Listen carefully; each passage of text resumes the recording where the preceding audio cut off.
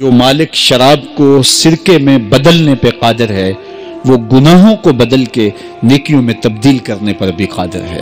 تو کہا کہ جب تم سچے دل سے توبہ کرو گے تو میں یہ نہیں دیکھوں گا کہ تمہارے دامن پہ گناہ کتنے ہیں، تمہارے دامن پہ دھبے کتنے ہیں، میں یہ دیکھوں گا کہ تم میری دہلیز پہ آ گئے ہو، پھر تمہارے سارے گناہ مٹا کے نیکیوں میں تبدیل کر دوں گا۔ زمانے نے دیکھا کہ بشر حافی ہر وقت شراب کے نشے میں دھت رہتے ہیں، سویر سے لے کر شام تک شراب ہی شراب۔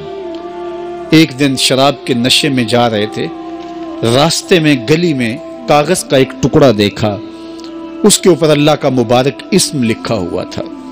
قسمت اچھی تھی، جھک کے اٹھایا، چوما، آنکھوں سے لگایا، اس کو دھویا، خوشبو لگائی، اونچی جگہ پہ رکھ دیا۔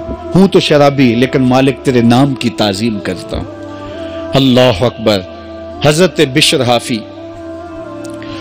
اپنے شراب خانے میں گئے اور پھر اسی حالت میں نشے میں دھت تھے کہ دروازے پہ دستک ہوئی۔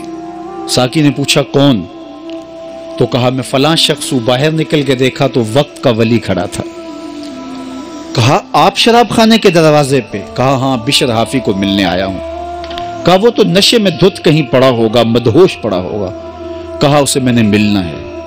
تو جا کے ساقی جلدی جلدی اسے اٹھاتا ہے۔ کہا باہر فلاں اللہ کا بندہ تیرے لیے کھڑا ہے۔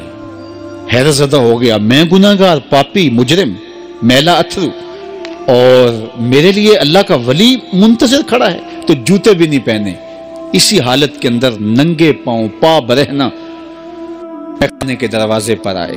تو اللہ کا وہ بندہ، وہ ولی کامل کہتا ہے بشر تمہیں مبارک ہو، اللہ نے تجھے اپنا حبیب بنا لیا ہے۔ اللہ نے کہا کہ تو نے میرے نام کی عزت کی ہے تو میں تجھے نوازتا ہوں، تیرے سارے گناہ معاف کر دیے گئے۔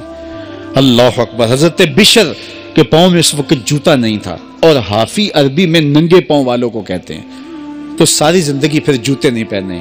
فرماتے تھے جب رب کا سندیسہ میرے نام آیا تھا اس وقت میرے پاؤں میں جوتے نہیں تھے، تو یوں ہی بازاروں میں پھرتے تھے، لیکن اللہ نے یہ اہتمام کیا تھا جن گلیوں سے گزر کے بشر حافی نے جانا ہوتا ان راستوں میں جانور بھی گوبر نہیں کرتے تھے کہ یہ اللہ کا حبیب گزرنے والا ہے، اللہ کا بندہ گزرنے والا ہے۔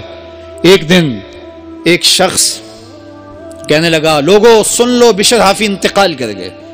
اس نے کہا تم نے کس سے سنا؟ کہا سنا کسی سے نہیں، یہ جو راستہ بشر حافی کے گھر سے مسجد کو آتا ہے اس گھر میں گوبر پڑا ہوا ہے، اس کا مطلب یہ ہے کہ بشر آج اس راستے سے آنے والے نہیں ہیں۔ جب دیکھا تو واقعی حضرت بشر انتقال کر گئے تھے۔ اللہ کے نام کی تعظیم کی، اس کی رحمتیں بہانہ تلاش کرتی ہیں۔